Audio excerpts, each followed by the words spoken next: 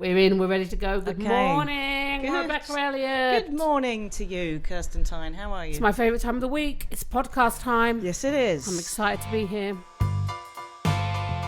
You're listening to Don't Laugh But with Rebecca Elliott and Kirsty Hudson, creating their own unique twatmosphere for your listening pleasure.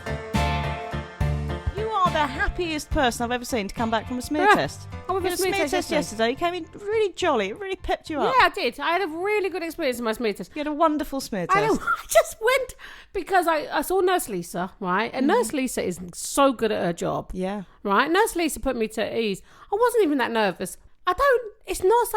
What she said, what I was wondering, because I think it was like, why do people find it hard to go for smear tests? Why as women do we find this hard? Yeah. And Nurse Lisa explained to me, some people have trauma, if you've had a thing down there, or I've been lucky enough not to have it. I've never had things down there. Then that makes me sound weird. Yeah. What I mean is, no illnesses. So all I'm saying is, like, if you get a really good nurse doing your smear test, no, like Nurse Lisa, because I tell you what she did as well. We had a nurse watching her do me, So basically, I was trading this nurse. Were you? Yeah. Wow. With my. I did offer to come with you. Yeah, you did. You offered it, then I said, well, why don't you just do it for me? I said, the friends who smear together stay together. No? She did say that she has people who do want to bring them in to hold the hand. Yeah, no, of course. But I just think, I'm just really thankful that I could go do it for a start. Right. That we've got these tests that might prevent me from dying from something I don't want to die from. I just think I felt quite lucky to have that experience. Yeah. And all you got is learning table. And you know what one thing I do have to do though, which people know what to do. Yeah, but I don't describe it anymore. No, I have to put my hands under my bum. Oh. I've got a weird cervix, apparently. They ask you to do that, or you just feel like doing that. Well, I prefer this. She said, just so we can get the right angle. Can you do this? Because I've got, but that makes me special. Oh, see, now I've got that image in my head. That makes me special. No. Did they give you the little blue bit of paper? Like, that's going to give you some modesty. Yeah. You've got your knees up in the air, your bits out, but it's okay because you've got a bit of sugar paper I'm covered over your crotch. Yeah. So it's fine. But I did have it on there. And then when she went out, I think I've laid there too long. Did you light up a fag? Yeah. How long do you lay there for? Yeah. And also with you, I'm now worried about how much did you look like you're enjoying it? That's my concern. My mother's going to listen to this. That's awful. Yeah. No. Yeah. Everyone should go get smear tests. Just go get them. Do it, people. Yeah. Do it and enjoy it. I mean, only when you're due for one, though. Don't just rock up every week. Kirsty said I should. More the merrier. Yeah, let's all just go. Let's have parties. They have Botox parties. Let's have smear test parties. Smear parties. We're just going to go behind a screen. Yeah. We're going to get the speculum out. Don't even get a screen. Come on. Okay. Anyway, that's smear test covered. Welcome. Oh, the other thing I was thinking about. Yeah. I switched on to the other day, and CSI was on. CSI. You know CSI. I've never seen an episode of CSI. But you're aware of its existence. Because they've got CSI, not just they've got a whole CSI. They've got like a CSI Miami. Oh yeah. Stop looking at me. If you want to bring the subject to me, that's what you want me to expand on it. Stop looking at you. Yeah, you looked at me. Where do you want me to look? You looked at me and is sighing. She's going to rabble on about this now. Yeah, that's how I look at you. CSI, right? Everything they find on a body in CSI is relevant. Okay? And I was just thinking, if I suddenly died or was murdered, they'd dig round my pockets and they'd be like, if you're in CSI, they would find like the name and number of probably the murderer. They'd find just a single hair on an otherwise pristine outfit that was, of course, the hair from the head of the murderer or something like that. Whereas if I dropped dead, I mean, my clothes are just covered in like hair and crap. So how would they discern what's relevant? They'd empty my pockets and probably find an old tampon that's come out of its packet. And just like a Lego head. I know. And a random Waitrose receipt from about 2 years ago. I know. What would they make of that? And the bruises are always relevant. Yeah. There's always, she's got a small bruise there, so that means she hit the table there when she was hit on the head with her. I don't even know where I've got a bruise on my stomach at the moment. Where the hell did that come from? Know. Who gets a bruise on their stomach? Who does that? I don't remember hitting anything. You do. I mean, I'm thinking that with my water bottle right now. Like, I died with this. Yes, exactly. Right with me. Your disgusting water bottle, which has, what is that? Is that chewing gum? It's chewing gum. Adhered to the side. With a little... That's also attracted to a lot of dirt. No, I tell you what it is. I chew chewing gum before I go on stage to wake my mouth up, right? Because my mouth gets tired, so it needs waking up. Because I use it a lot. I use it a lot. You really Hang do. on. And I use it a lot. And so I was rushing to get onto the stage, and I put in a bit of tissue. It was in my bag. I put my bottle in the bag. It came out of the tissue, was stuck onto my water bottle. Oh, it would be the dullest episode of CSI ever when they come to that explanation. Do you know what? She had a gig. She had to wake her mouth up. Then she put it in her bag. And that leads us to the conclusion. She was a twat, deserved to die.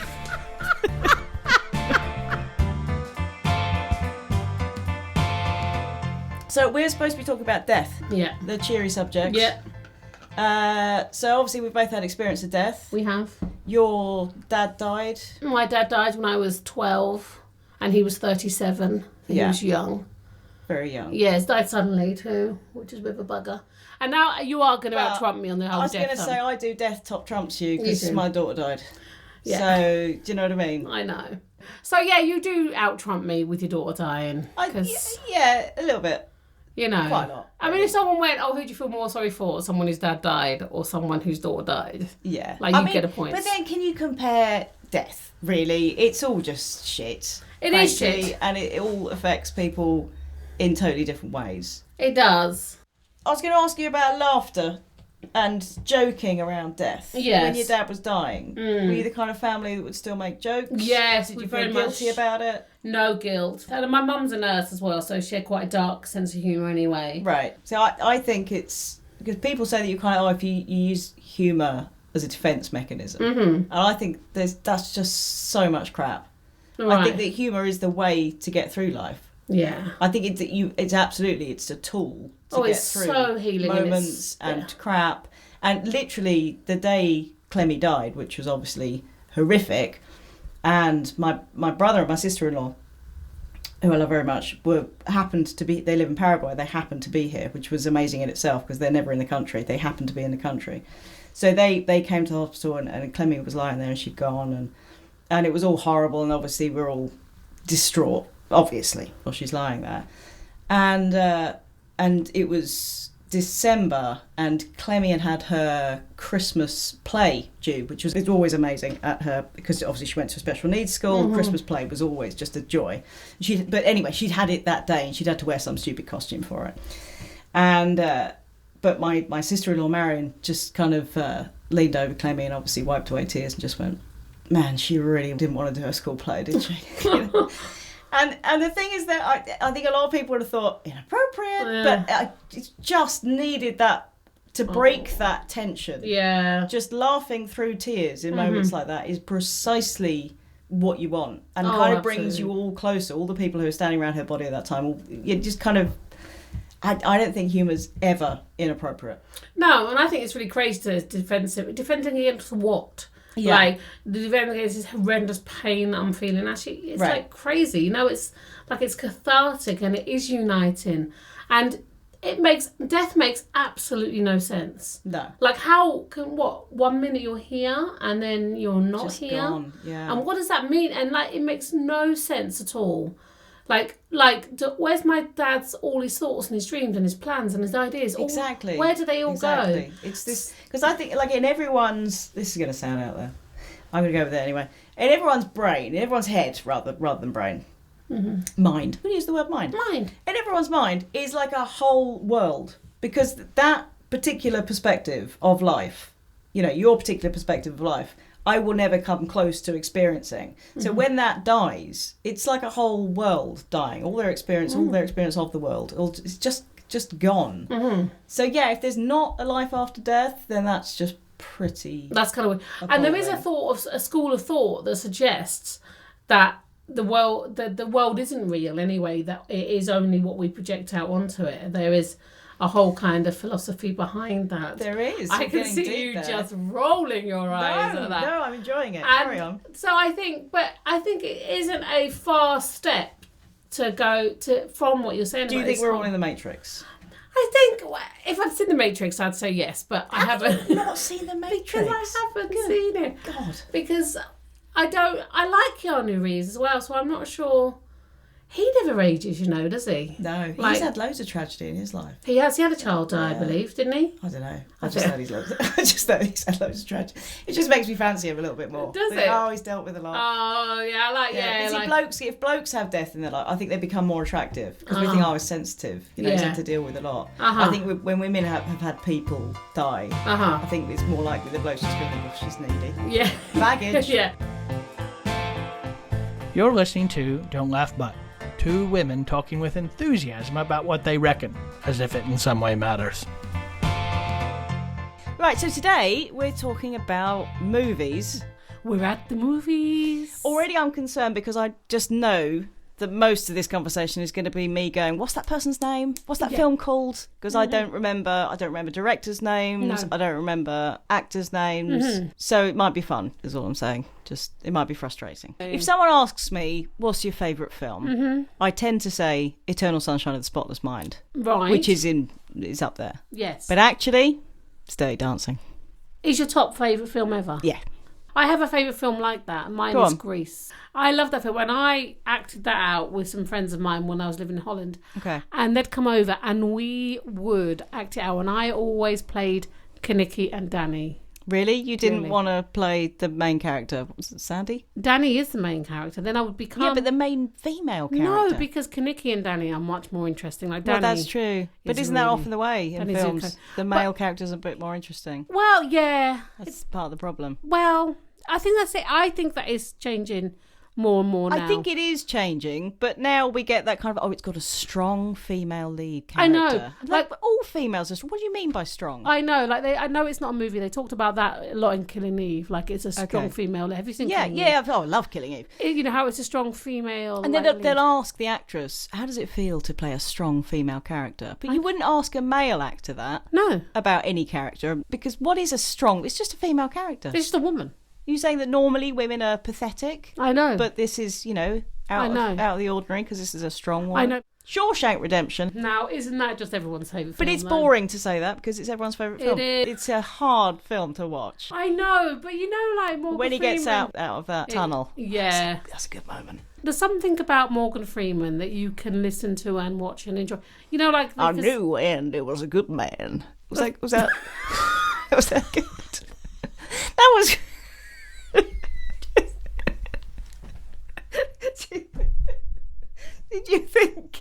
Did you think he was in the room? I don't know where I thought I was, but I just had to compose myself after that Yeah. rather disturbing moment. That was impressive. That was incredibly impressed you. impressive. I just, if Morgan Freeman... I am known for my If he accents and did do impressions. those things to women that we think he did, now we know that you can just do that voice. Oh, yeah. I hope he didn't. Oh, yeah. I hope I he kind of didn't. forgot about that for a moment. I know. So, well, Because Thingy's a fantastic actor, was just your voice and that he's took me obviously a there. complete sex pest bastard. Who? The guy from House of Cards. Come on, Kevin Spacey. Thank you. Yeah, I know, but what a tremendous actor. Exactly, but now you think he did those sinister roles so well because he's actually sinister. Oh, I don't want So to that's believe kind of it. ruined all those I know. films. What about the one where he played? Was that Kaiser Soze at the end? Yeah. like that. What is that film? I'm not the Untouchables. no. He did touch a few. Yeah. Yeah, it's got him in it. Welcome went- to Movie Talk with Dementia.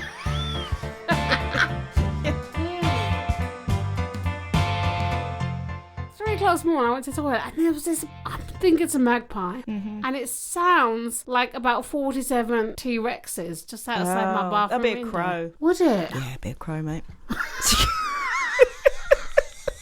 Anyway, I just had to check. I had to look out the window to make sure someone wasn't being murdered on my street. Really, you couldn't tell that it was a bird screeching? It took a while. It was 3 o'clock in the morning. And I did a wee. Come You on. genuinely thought that someone being murdered would sound like... Come on, did it sound like that? Was that freakishly accurate? Because I'm going to be honest, it was actually me. Yeah.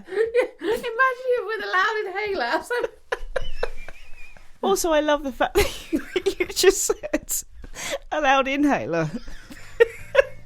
Oh, that's the unfortunate kid at school. Not only have they got asthma, they got a loud inhaler. If you've enjoyed this week's Don't Laugh But and you'd like to hear more, then maybe start questioning your life decisions. Okay. Have a lovely week. Lots of love. Love Love you. you. Bye. Bye.